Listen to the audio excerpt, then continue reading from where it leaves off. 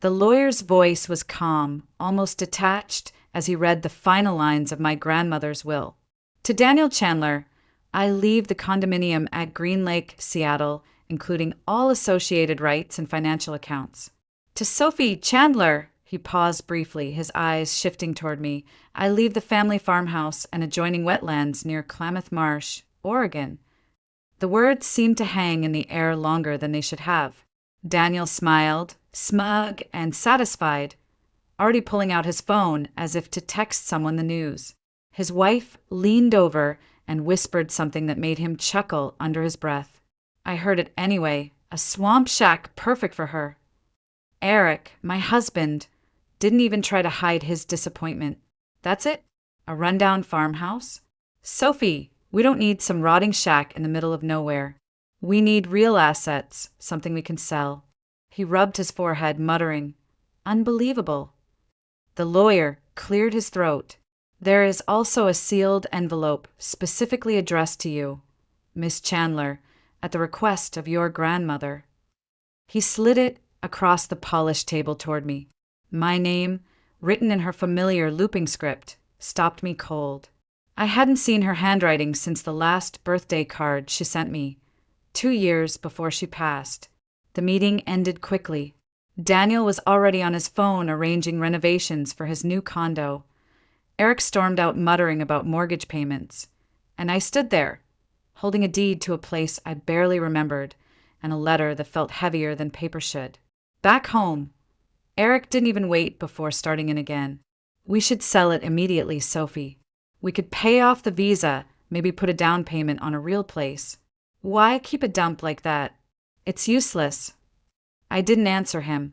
I was already sitting at the kitchen table, fingers trembling as I broke the wax seal on my grandmother's letter.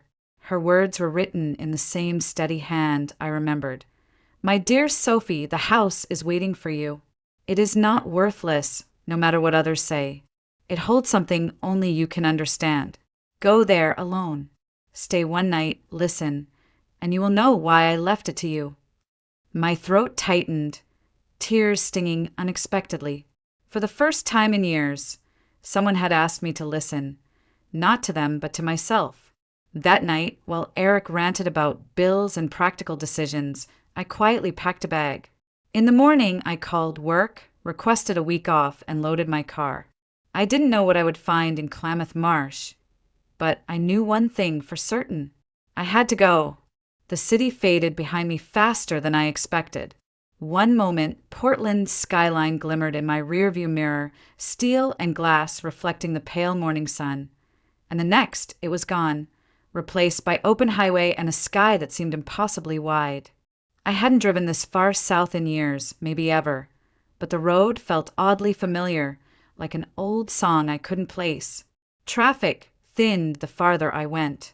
Towering pines lined both sides of the road, their branches interlocking overhead like green cathedral arches. The air changed too, lighter, cooler, carrying the sharp scent of cedar and something sweeter I couldn't quite name. My grandmother's letter sat in the passenger seat, folded and refolded so many times it had begun to fray at the edges. Every mile, I caught myself glancing at it, as if it might answer all the questions piling up in my head. By midday, the landscape shifted again. The ground turned softer, wetter, patches of shallow water gleaming like mirrors among tall reeds. The GPS had lost signal 10 miles back, leaving me to follow the kind of printed map I hadn't used since college. My tires crunched gravel as I turned onto the narrow road leading into Clamoth Marsh. The quiet here was different, thicker somehow. No constant hum of traffic, no planes overhead, just wind skimming the surface of the marsh and the occasional cry of a loon in the distance. It made my chest feel both tight and strangely free, like I was stepping out of one life and into another. When I finally saw the house, I stopped the car without meaning to. From the outside, it looked every bit the swamp shack Daniel had mocked. Peeling paint, sagging porch, shutters barely hanging on. And yet it didn't feel abandoned. Something about it stood tall, as if it had been waiting, just like Grandma said. You must be Sophie. The voice startled me. I turned to see a small, wiry woman leaning on the fence line, her sharp gray eyes fixed on me. Name's Marjorie Hayes.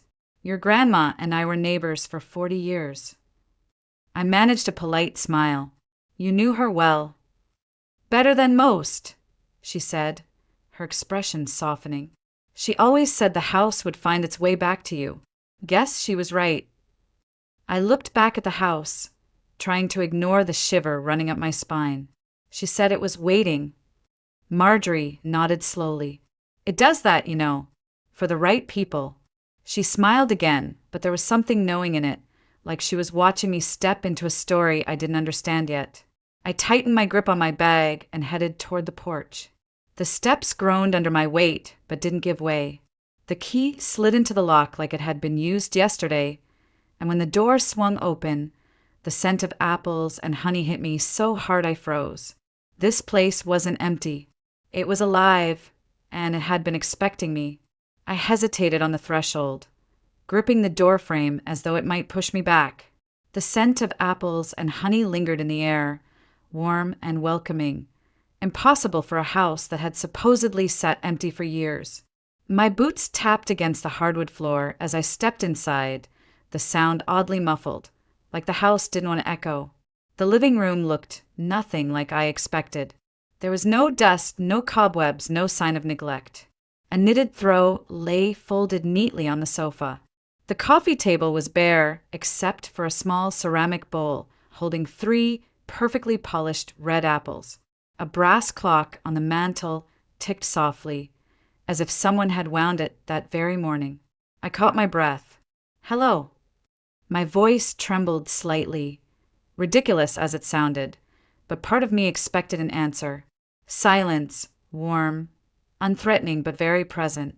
I walked toward the kitchen, my eyes scanning every surface. The counters were spotless, the sink dry, and on the table sat a loaf of bread under a linen cloth. Steam curled from its edges when I lifted the cloth, like it had just come out of the oven. I touched the loaf with my fingertips. It was warm. Okay, that's not possible, I whispered. Behind me, the old screen door creaked softly as if pushed by wind, but there was no wind. The windows were closed, the air still. My skin prickled, yet I didn't feel fear. If anything, it felt like stepping into a hug you didn't know you needed. The hallway beyond the kitchen led to 2 bedrooms and a small bathroom. The first bedroom smelled faintly of lavender, with an old iron bed neatly made and a quilt folded at the foot. The second room held a writing desk and an empty wardrobe. A single photograph hung on the wall, my grandmother holding me on her lap when I was maybe 6 years old. I hadn't seen that photo in years. I stopped and stared at it, my throat tightening. She'd kept it here in this room, waiting. The house groaned softly, as old houses do, but there was a rhythm to it, like a contented sigh. My grandmother's words from the letter came rushing back. Stay one night, listen, and you will know why I left it to you. The sound of the floor, creaking behind me, made me spin around, heart hammering. No one was there. The hallway was empty, still and calm. But my chest wouldn't stop tightening. Grandma. I whispered, barely audible. My own voice sounded too loud. For a long moment, nothing happened. Then a faint draft moved through the hall, brushing my cheek like a soft hand, and I swore I heard a whisper, not words, just the shape of one, as if the house itself had breathed. I stepped back into the living room, my gaze sweeping over the details I had missed before.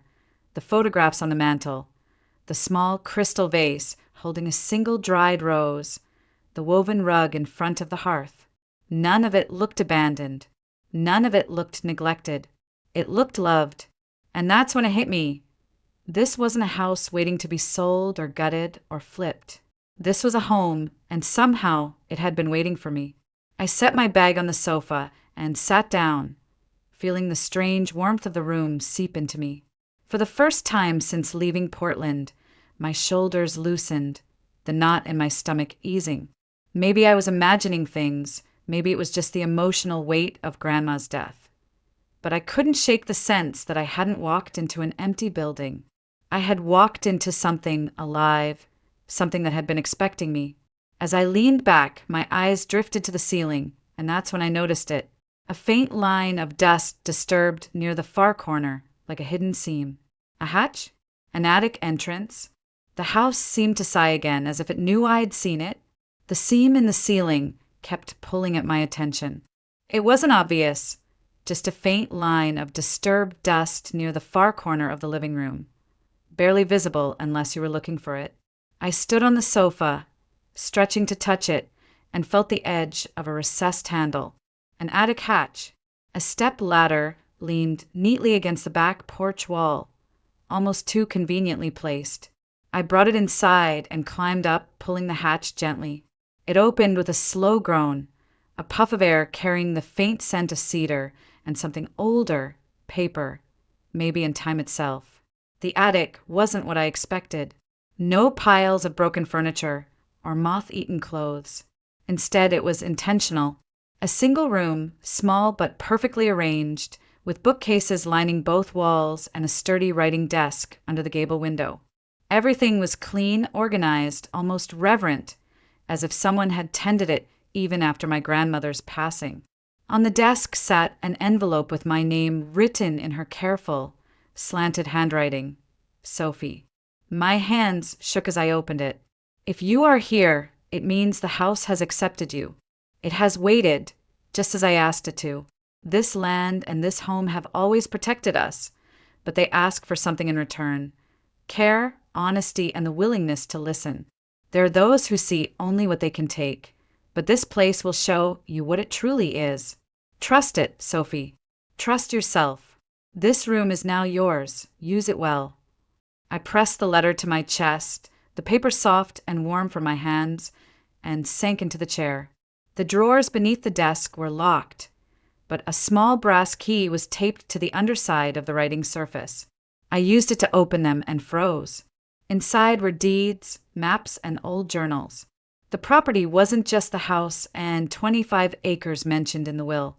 It was hundreds of acres, wetlands, old-growth forest, and, according to one survey, mineral rights buried deep beneath the marsh. I flipped open one of the journals, the pages yellowed and fragile, but the handwriting still bold. It belonged to my great-grandmother. She wrote about the boundary, a place in the marsh that was never to be disturbed, and the family's role as its guardian. There were sketches of ponds marked with strange symbols, notes about rare wildlife, and warnings about outsiders seeking what lies beneath.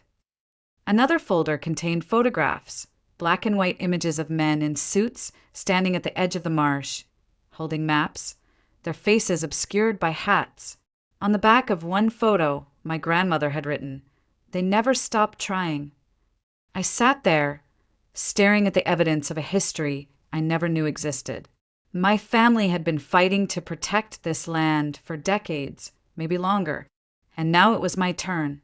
For the first time since she died, I felt like my grandmother was right there with me, her presence woven into the wood and walls, urging me to stand firm. The house creaked softly behind me, like an old friend shifting its weight. I whispered into the empty room, "I'll take care of it, Grandma. I promise." A warm breeze, impossible for a sealed attic, brushed my cheek, and the small gable window rattled lightly as if in answer. This wasn't just a home anymore. It was a responsibility, and maybe even a legacy. The first night, I slept in the front bedroom, the one that smelled faintly of lavender.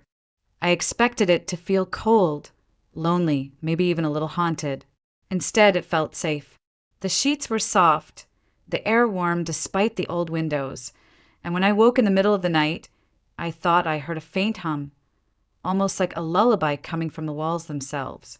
It should have been eerie, but it wasn't. It was comforting, like being watched over. The mornings became their own ritual. I'd wake to the smell of something sweet, apples, sometimes honey, occasionally warm bread like the one from my first day. I checked the kitchen every time, convinced I'd find some old automated timer or a neighbor sneaking in, but there was nothing. The house simply gave. I stopped questioning it after the third morning and just whispered a quiet thank you into the air. By day, I cleaned. Not because the house needed it, it was already surprisingly immaculate, but because I wanted to know every inch, every detail. The more I touched, the more I noticed little things: a hidden heart carved into the banister, initials etched under a windowsill, notes my grandmother had left in small, almost secret handwriting like, "Plant mint here, it keeps away ants," or "Watch for owls in the east tree." This was more than a house. It was a story. The yard took longer. The fence out back had sagged from years of rain and neglect. And that's how I met Luke Dawson again. He pulled up in an old red pickup, climbed out in work boots and a faded flannel shirt, and said, "You planning to wrestle that fence into shape on your own?" He smiled, kind but cautious, like someone who'd learned not to overstep. "I was trying," I admitted, holding up a hammer that probably wasn't meant for fence posts. Luke chuckled. "I'll bring my tools by tomorrow. No offense, but you're going to need more than good intentions." True to his word, he showed up the next morning with a post driver and enough wire to fix half the property line. We worked in silence for a while before he said, "Your grandma was special. She loved this land more than anyone I've ever known. Used to tell folks the marsh was alive, that it would take care of you if you respected it." I smiled faintly. She might have been right about that. He glanced at me, but didn't pry.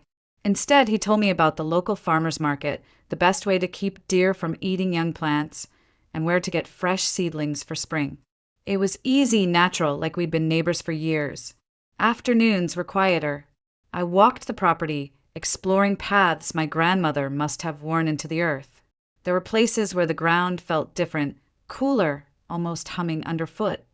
And I remembered the journals talking about the boundary. I didn't understand it yet, but I could feel something unique in the air, a kind of energy that made me breathe deeper. Nights were for reading. The attic journals became my obsession. I read about seasons when storms nearly wiped out the marsh and how my family fought to keep the land safe from developers decades ago. I read about rare plants and migrating birds, even notes about mineral deposits that apparently made the land so valuable to companies like Cascade Resources.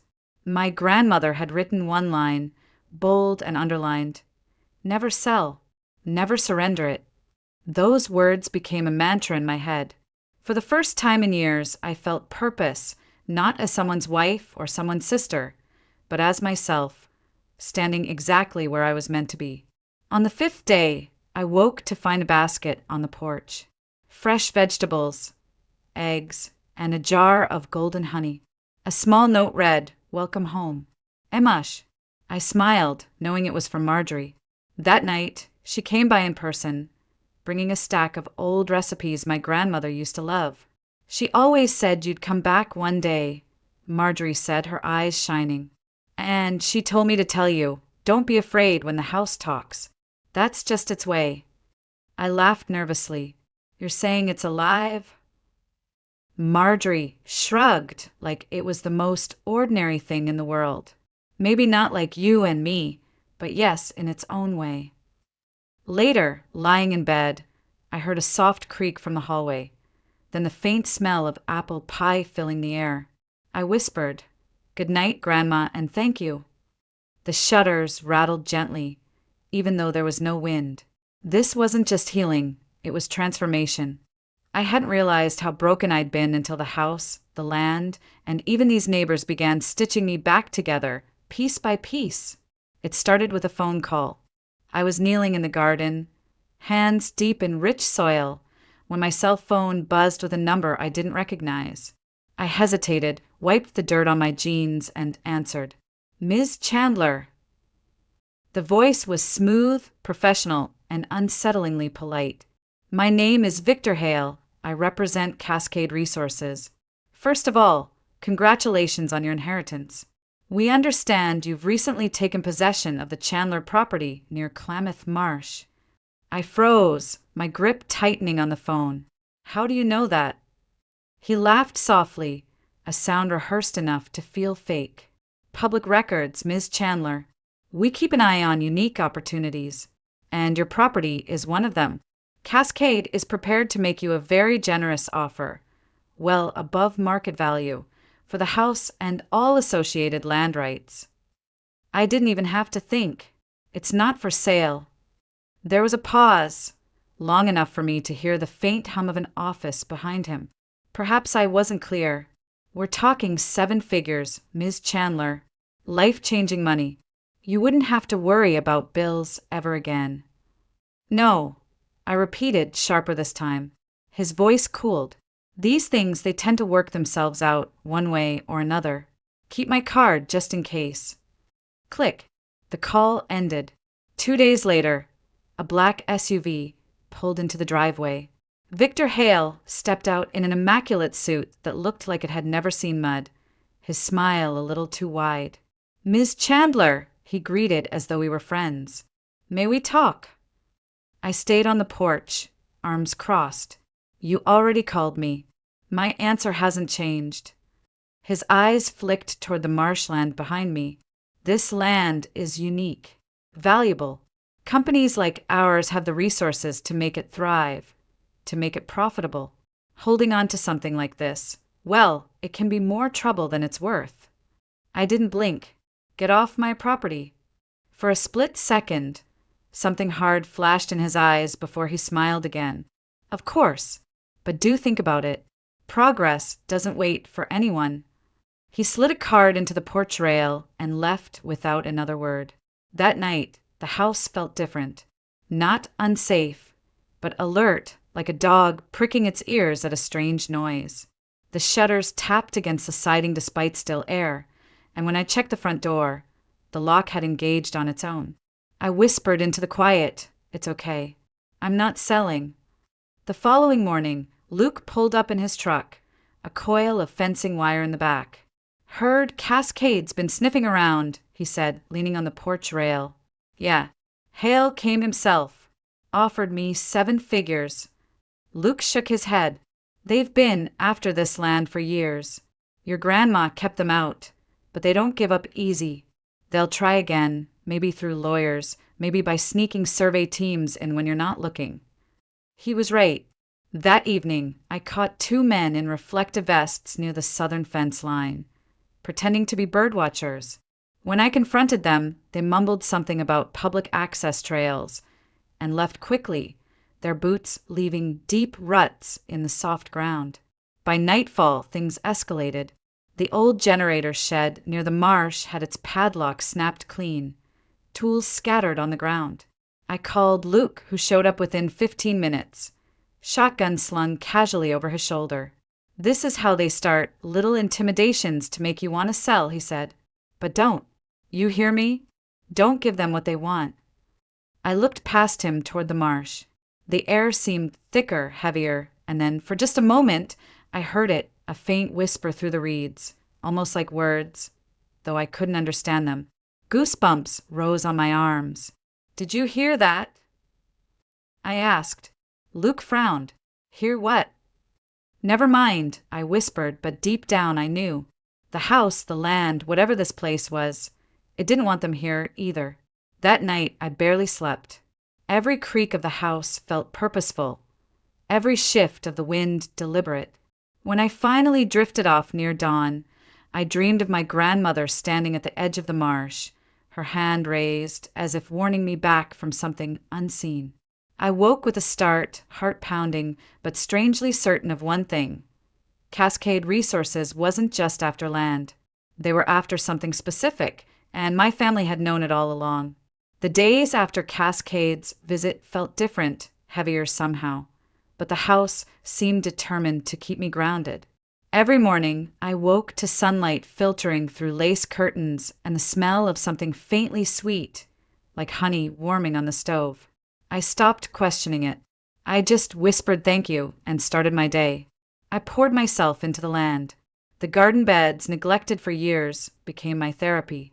I turned soil, planted seeds, and built trellises for tomatoes and beans. Luke showed up almost every afternoon, always with something practical in hand, a new rake, extra posts for the fence, even a weathered beekeeping manual. Figured you might need this if you want to keep the hives running, he said one day, nodding toward 3 old wooden hives at the edge of the orchard. Your grandma used to sell honey at the farmer's market. Best stuff in town. I knelt beside one of the hives, listening to the faint hum within. They're still active. Barely. Need some work, but it's doable. Bees don't just up and leave when they've got a good place, kind of like people. He smiled, small and shy, then bent to tighten one of the fence posts. We worked side by side often, rarely needing many words. Sometimes we'd share lunch on the porch, fresh bread, eggs from Marjorie, and coffee strong enough to wake the dead. In those quiet moments, I learned pieces of Luke's story. How he'd grown up here, how he'd lost his wife to cancer 5 years ago, how he almost sold his vineyard until he decided to fight for it instead. Land's more than dirt, he said once. Gaze on the marsh. It's memory. It's roots. You give up on that, you give up on yourself. His words stuck with me because that's exactly what I'd been doing. Living in a life that never fit, clinging to a marriage that had stopped loving me long before I admitted it. The house seemed to know. It embraced me in small ways. A breeze through the kitchen when I was about to cry, the faint smell of lavender when I couldn't sleep, the shutters rocking gently on windless nights like a lullaby. By the second week, I had started going to the local farmer's market, just like Grandma once had. People remembered her. They welcomed me like an old friend rather than a stranger. I sold jars of the honey still stored in the pantry and baskets of early vegetables. Your grandma always said this land had a way of healing folks, one woman said, holding a jar of honey to the light. Looks like it's healing you too. And it was. Slowly, I stopped looking over my shoulder for Eric's texts or Daniel's smug phone calls. I stopped checking my email like my life depended on work deadlines. Instead, I woke up thinking about the weather, soil moisture, and which seedlings needed repotting. My hands grew calloused, my arms stronger, and my heart lighter. One evening, I sat on the porch with Luke, coffee mugs in hand, watching the sun melt into the marsh. The sky burned orange and gold, and the frogs were already singing. "You've changed," he said suddenly. I laughed softly. "In a good way. In the best way. You look like you belong here." For a moment, I didn't know what to say. I just nodded, staring at the house silhouetted behind us. It feels like the house wants me here, like it's been waiting. Luke didn't flinch. That's because it has. Some places choose their people. That night, as I lay in bed, the house gave a soft, almost affectionate groan, the floorboards sighing under no one's weight. I smiled into the dark. Maybe Grandma was right. Maybe this place was alive and it had chosen me. It started with a letter slid under my door. The envelope bore the Cascade Resources logo, sharp and metallic, like it wanted to cut me. Inside was a notice. They were filing an expedited purchase order through an old land use loophole, claiming the marsh was of strategic development interest. My stomach tightened. I called Luke immediately. "They're trying to take it through some kind of emergency order," I said, pacing the porch. He arrived within 20 minutes, face hard. "That's how they work. Apply pressure until you give up. But they don't know who they're dealing with." He glanced toward the house. "Your grandma kept something for exactly this kind of fight, didn't she?" I led him to the attic. We spread deeds, maps, and journals across the old desk. One document in particular stood out, a conservation clause, decades old, signed by state officials classifying large sections of the property as heritage land. "This means no one can touch it," Luke said, eyes bright. "Cascade's bluffing. With this, they can't even put a shovel in the ground." We brought the papers to Peter Grant, the local attorney who had handled my grandmother's estate. He flipped through the documents and smiled slowly. "This is airtight. Sophie, this land isn't just protected. It's sacred, legally speaking. Cascade can't touch it, and if they try, we can take them apart in court." That night, Victor Hale returned, this time with 2 men in matching suits. They didn't smile as they walked up the porch. "Ms. Chandler, we need to talk," Hale said, his tone cooler than before. "You're about to enter a legal battle you can't win. Think about what this will cost you, financially, emotionally. Take our offer and walk away clean. I set the conservation documents on the porch rail between us. You're trespassing, I said evenly. And these papers mean your legal battle is over before it starts. Walk away, Hale. His jaw tightened, his carefully rehearsed mask cracking for just a second. You're making a mistake. No, I said, my voice steady. The mistake was thinking you could bully me. My grandmother fought you, and so will I. This land isn't for sale. Ever. Behind me, the shutters slammed shut with a sharp crack, though there wasn't even a breeze. Hale flinched, one of his men stepping back instinctively. For the first time, they looked unsettled. Luke stepped onto the porch then, tall and unyielding, shotgun slung casually in one hand. You heard her. Get off this property. Hale didn't argue.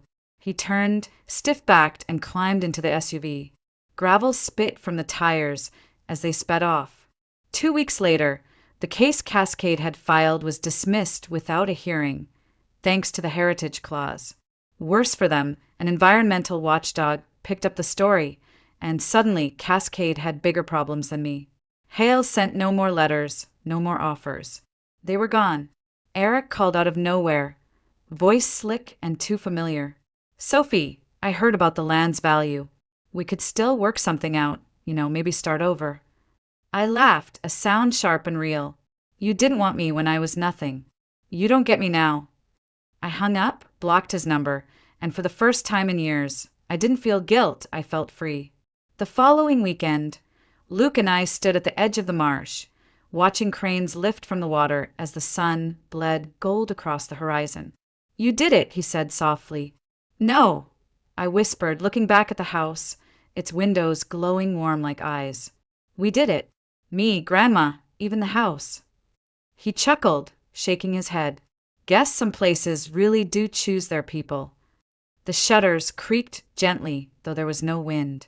And for the first time, I truly believed the house approved. The weeks that followed felt like waking up from a long, heavy sleep. The tension of the past, Eric's criticism, Daniel's mockery, Hale's threats, faded like background noise. In its place came the quiet rhythm of life on the land. I threw myself into the work, not out of obligation, but joy. I planted an herb garden where Grandma once had hers, its rows of lavender and rosemary perfuming the air. I restored the beehives with Luke's help, and by late summer, we had our first jars of golden honey. It tasted warm, floral, and almost electric, like it carried the soul of the marsh itself. The house seemed to respond too. The shutters no longer groaned at night. Instead, they swayed gently when I stepped onto the porch, like a greeting. Sometimes, when I worked late into the evening, the lights would flicker on in rooms I hadn't touched. At first, it startled me. Then one night, I just smiled and whispered, "Thanks, Grandma." The air warmed like the house was nodding. Luke became a steady presence. He never pushed, never asked for more than I could give, but his quiet company was its own kind of healing. Some nights we'd sit on the porch, drinking coffee, listening to crickets and distant frogs, speaking little but understanding much. One evening he said, "Your grandma used to say this place was magic, not the kind with wands and spells, but the kind that changes you if you let it." I looked at the marsh glowing under the moonlight. I think she was right. A month after Cascade's defeat, I drove into town for the farmer's market, my truck bed loaded with honey jars and bundles of herbs. People smiled when they saw me, waved like I'd always belonged here. Marjorie hugged me, saying, "Your grandma would be proud, and I think she'd be happy you're finally home." For the first time in years, I believed it. On a warm afternoon, I stood at the edge of the marsh where Grandma used to stand, the same place I'd dreamed of her warning me that first week. The cranes lifted into the sky, their wings flashing white against the blue, and I whispered, "I'm staying, Grandma. I'm not going anywhere." The wind moved through the reeds, soft and deliberate, like an answer.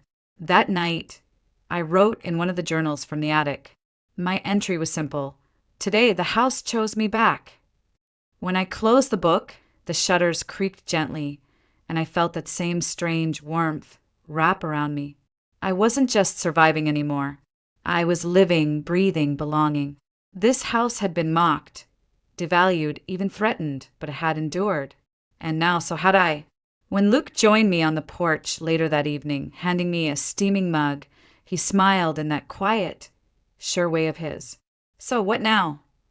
I looked at him, at the house, at the marsh glowing under the last light of day. Now, I start over. For real this time. The house gave a soft sigh, as if in agreement, and for the first time since inheriting it, I felt whole.